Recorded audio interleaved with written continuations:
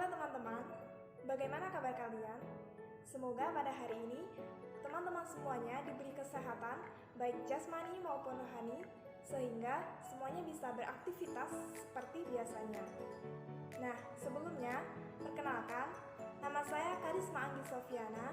Saya mahasiswa dari Institut Agama Islam Negeri Ponorogo. Nah, jurusan saya Tadris IPA 2020 dengan NIM 207200090. Nah, baik teman-teman, di sini saya akan melakukan praktikum, yaitu proses bagaimana cara membedakan antara larutan, terus koloid dan juga suspensi.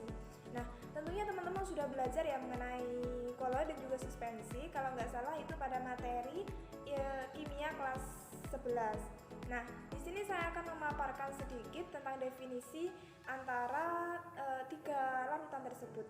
Nah, untuk yang pertama itu adalah larutan.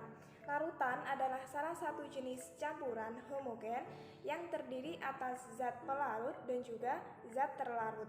Nah, larutan ini bersifat transparan dan juga dapat ditembus oleh cahaya. Semua larutan yang sudah dicampur tidak dapat dipisahkan. Nah, kemudian yang kedua, koloid itu adalah campuran antara dua zat atau lebih, di mana partikel-partikelnya bersifat koloid. Nah, kemudian di antara campuran homogen dan heterogen terdapat sistem percampuran, yaitu koloid. Nah, contohnya seperti apa? Seperti air dan juga susu. Kemudian yang ketiga itu ada suspensi. Suspensi merupakan campuran heterogen yang masih dapat terlihat antara komponennya tanpa mikroskop dan mengendap. Partikel suspensi dapat disaring dan terdapat endapan yang disebabkan gaya gravitasi. Tujuan dari praktikum ini yaitu untuk mengetahui perbedaan antara larutan, koloid, dan juga suspensi, serta memahami bagaimana sih proses atau cara membedakan antara ketiga campuran tersebut. Nah, kemudian alat dan juga bahan yang digunakan pada praktikum ini, yang pertama ada gelas, ada 3 gelas, kemudian ada saringan, selanjutnya ada gelas ukur yang dimana ada angka ukurnya, kemudian ada senter, selanjutnya ada alat pengaduk. Di sini saya menggunakan sendok,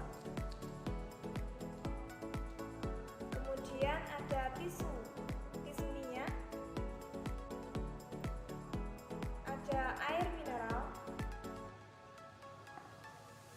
Selanjutnya bahannya di sini ada gula. Ini gula ya teman-teman. Ada susu bubuk. Dan bahan yang terakhir ada kopi hitam. Nah, baik, untuk cara kerja yang pertama, ambil 1 gelas. Kemudian ambil gula dan masukkan gula sebanyak 1 sendok makan ke dalam gelas.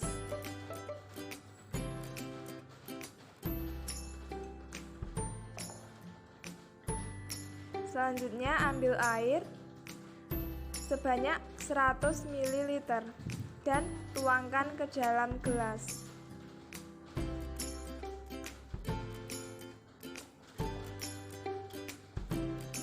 Selanjutnya diaduk dengan alat pengaduk hingga larutan tersebut homogen atau gulanya sudah tidak ada yang kasar lagi, seperti itu. Sudah larut semuanya, tidak ada endapan. Setelah gelas 1 selesai, campuran yang pertama selesai, lanjut ke campuran yang kedua. Tuangkan air sebanyak 100 ml.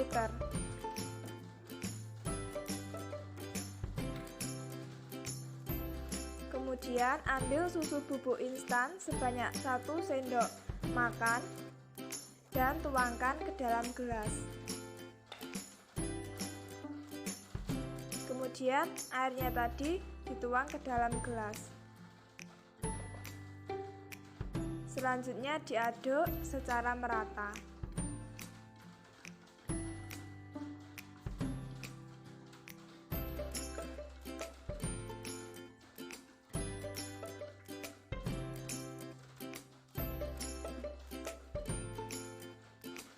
Selanjutnya, campuran yang ketiga yaitu campuran air dengan kopi.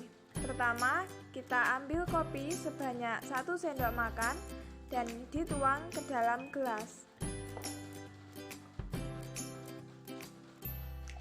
Ambil air ukur sebanyak 100 ml. Lanjut, dituang ke dalam gelas dan diaduk menggunakan alat pengaduk hingga kopi larut di dalam air.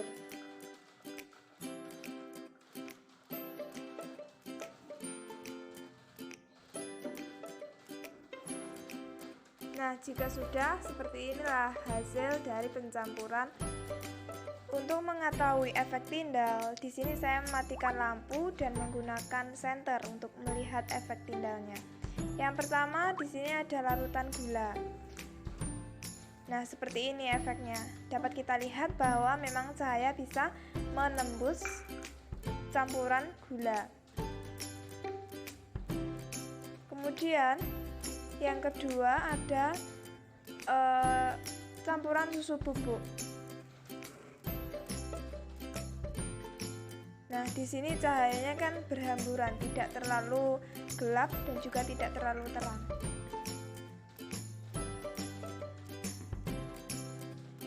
Selanjutnya campuran yang ketiga yaitu bubuk kopi. Nah, di sini terlihat bahwa cahayanya tidak bisa menembus campuran bubuk kopi. Nah, selanjutnya di sini saya akan melakukan penyaringan menggunakan saringan yang mana di dalamnya dikasih kertas tisu.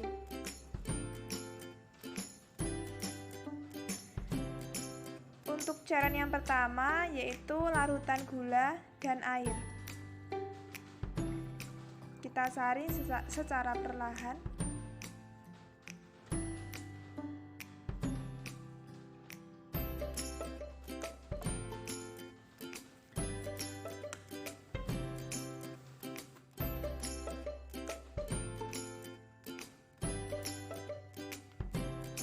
Sampai benar-benar menetes semuanya.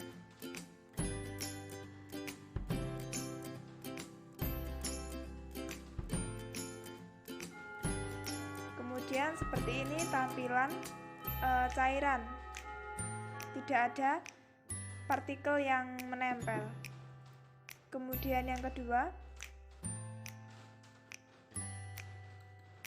jangan lupa mengganti kertas tisu yang awal dengan menggunakan tisu yang baru.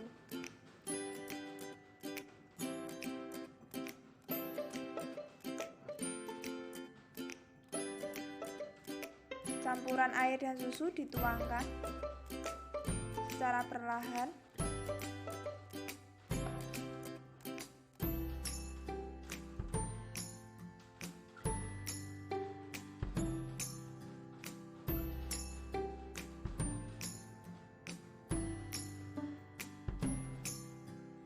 Nah, dapat kita lihat kalau cairan susu tidak ada endapan pada saringan. Selanjutnya kita ganti tisu yang baru lagi dan digunakan untuk menyaring air dan kopi bubuk.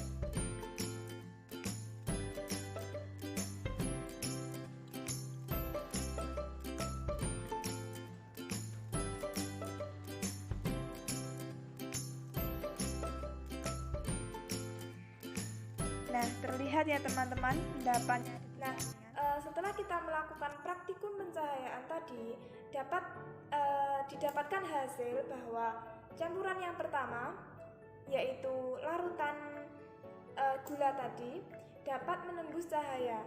Nah, hal ini sesuai dengan hal ini sesuai dengan sifat larutan yang mana bersifat transparan dan juga dapat ditembus oleh cahaya. Yang kedua, campuran susu bubuk. Nah, tadi dapat kita lihat bahwa jika diberi cahaya maka akan berakibat berhamburan gitu. Nah, hal ini sesuai dengan sistem koloid yang mempunyai menghamburkan cahaya, yang berarti sistem koloid itu memiliki sifat efek timbal. Kemudian yang ketiga ada campuran bubuk kopi. Nah, di situ kita lihat bahwa cahaya tidak bisa menembus. Hal ini sesuai dengan sifat suspensi yang tidak bisa memancarkan cahaya karena memang buram. Nah, setelah kita melakukan percobaan tadi, ketika kita mencampurkan air dan juga gula, dapat kita lihat bahwa setelah didiamkan, memang campuran itu tidak memisah gitu. Nah, hal ini sesuai dengan teori larutan, bahwa semua larutan yang sudah dicampur memang tidak dapat dipisahkan. Nah, kemudian ketika disaring, campuran pun tidak dapat disaring. Ya memang campuran tersebut tidak memiliki endapan. Nah, maka dari itu campuran ini termasuk dalam homogen. Nah, selanjutnya ketika kita mencampurkan air dan juga susu, ternyata susu itu dapat larut, tetapi warnanya tidak bening, melainkan keruh. Nah, ketika kita melakukan penyaringan, dapat kita lihat bahwa memang campuran ini tidak dapat dipisahkan karena memang tidak memiliki endapan, dan hasil dari penyaringannya pun warnanya tetap keruh. Secara makroskopis, campuran ini termasuk dalam homogen. Akan tetapi, secara mikroskopis, partikel-partikel susu yang di dalam air tersebut masih dapat dibedakan. Nah, hal campuran inilah yang dinamakan dengan koloid. Nah, selanjutnya yang praktikum ketiga itu berbeda dengan yang pertama dan kedua tadi. Di sini ketika kita mencampurkan air dan juga kopi dan kita diamkan selama beberapa saat, maka lama-kelamaan kopi tersebut akan memisah gitu dengan membentuk endapan yang ada di bawah. Nah, endapan tersebut dapat terjadi karena disebabkan oleh gaya gravitasi. Nah, kemudian ketika kita melakukan penyaringan, maka otomatis kopi dan juga endapan kopi tadi dapat dipisahkan. Nah, maka dari itulah campuran ini bersifat heterogen. Nah, kesimpulan pada praktikum kali ini yaitu walaupun memang ketiga-tiganya itu merupakan campuran, tapi masing-masing campuran memiliki perbedaan gitu. Nah, perbedaannya seperti apa? Ketika pada larutan dan koloid tidak terjadi pengendapan, sedangkan pada suspensi terjadi pengendapan. Larutan memiliki satu fase, sedangkan koloid dan suspensi memiliki dua fase. Larutan bersifat homogen dan suspensi bersifat heterogen, sedangkan koloid secara makroskopis tampak homogen, tetapi sebenarnya bersifat heterogen. Larutan tidak dapat disaring, sedangkan suspensi dapat disaring, dan koloid tidak dapat disaring kecuali dengan penyaringan ultra. Nah, maka campuran air dan juga gula itu termasuk dalam larutan, kemudian campuran air dan susu termasuk koloid, dan campuran air dan kopi termasuk suspensi. Baik teman-teman, mungkin cukup